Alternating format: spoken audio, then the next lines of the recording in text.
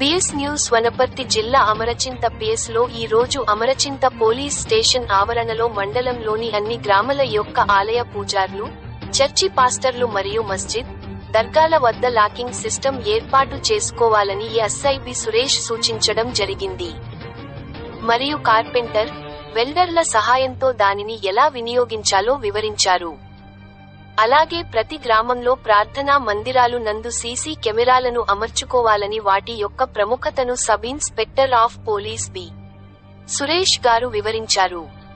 ఇట్టి కార్యక్రమములో అమరచింత పోలీసులు, గ్రామ సభ్యులు, మీడియా బృందం తదితరులు 100 మంది వరకు పాల్గొన్నారు. BS news.